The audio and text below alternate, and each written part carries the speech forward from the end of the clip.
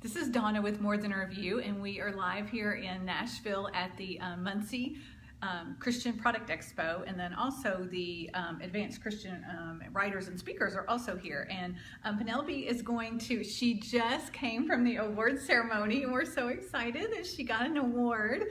She writes for the magazine, okay, let me get all this situated, Living Hearts, and she has an article in there, and then she also will share a recipe. And so when you get to know her, you're going to know she has a love of tea and kind of sharing that passion with others and helping you, I guess, understand like how it can be part of your everyday life. It's a tool. God has used tea as a tool in my life.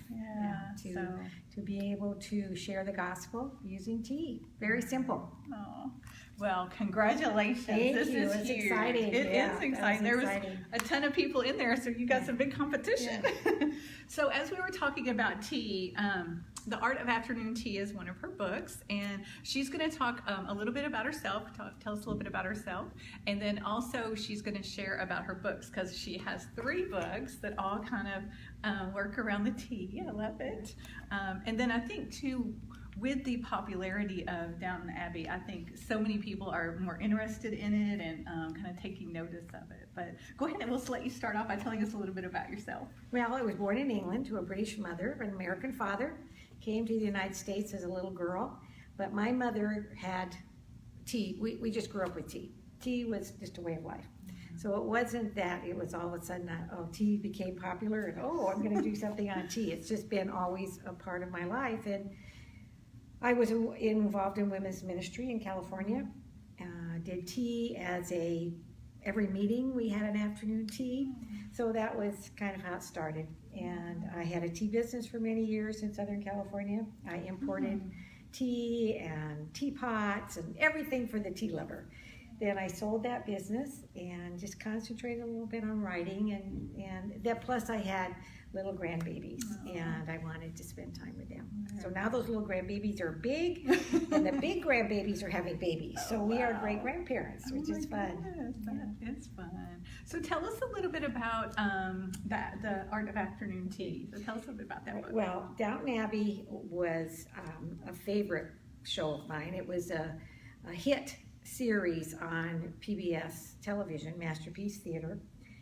I watched the very first episode, and it opened with the family hearing of the death of a relative on the Titanic. And I thought, oh my gosh, I had written a book called Tea on the Titanic, and I didn't correlate the fact that Downton Abbey and tea and the Titanic were the same era. So I thought, oh my gosh, I've got to include this. I love the Titanic. I love the story of the Titanic. I love to hear about the people that were on it. I love to hear about the gospel that was presented by many pastors at the last thing. And so because of those last heroes on the Titanic, many people are in heaven. Wow. And that's always my goal with any book that I write. My main goal is to make heaven more crowded. So my books, you may not pick it up, but it's there. And because God has used tea as a tool for me to share, and also to encourage other women to open up their homes for hospitality. It's becoming a lost art. Not a lot of people are comfortable opening up their homes, so serving a cup of tea is a pretty easy way to do it. Well, and I think it also flows into, we all feel so busy, and we need that time to just settle and be calm and be with others, I think that's beautiful. Yeah, you can't rush a cup of tea. Very good, very good. So other than, definitely making heaven more crowded, any other purpose for people who will read the book? Like, what do you think they'll get out of it? Well, I have a lot of recipes, things that probably were served on the Titanic. I've taken a little liberty, like you can when you write. It's a nonfiction book, but it has a lot of recipes that either were my mother's or that I found when I was just doing the research for the book. And a lot of them were Old English recipes, so I've translated them for you. So they're not in the metric system. They're in our anyway, Yeah, I don't in even- cups and Yeah. cups and teaspoons and tablespoons.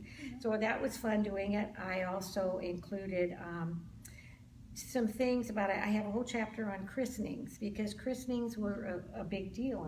They had a whole episode on what is a christening, and to me, it was a very big part of my life. I was raised up in the Episcopal Church. That was really big, and so I just wanted to share what a christening was and how it relates to our modern. So we of course have a christening tea, and the Queen had a christening tea for her grandchildren. So I've kind of taken a little bit of that, and it's a lot. It was a fun book to write, really fun. I loved it, and I've taken some of the affluent passengers that were on the Titanic. They actually got to go to Downton Abbey, and some of the Downton Abbey folks got to go on the Titanic. So it's, that's what's fun about writing. You can make up a lot of stuff. Very But good. I tried to keep it true to the times, true to the.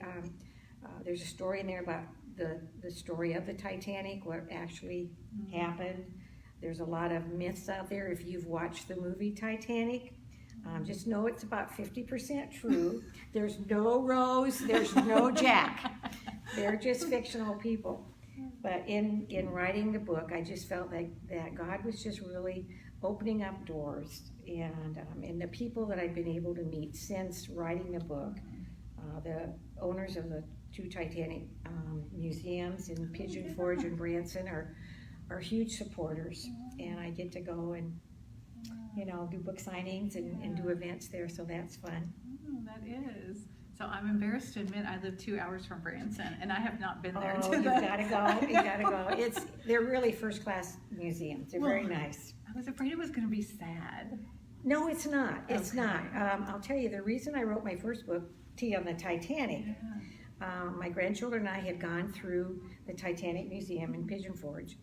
And as we went through, on the wall of one of the museum rooms, it said the best way to honor those on the Titanic is to tell their story. Well, I'm a storyteller. I love to tell stories. And I thought, oh my gosh, what an amazing way to, because it's not, yes, it's sad, but some amazing things happened. Amazing things that people on the Titanic that survived, people that didn't, their children have gone on, and I've been able to meet many of the survivors' families. So it's been not what I expected at all. That wasn't the route I was taking in my writing, but it's just God has different ideas, and so He's used that. Met people from all walks of life and all over the world. They come to the museum, so I get to do it. Oh, that is awesome.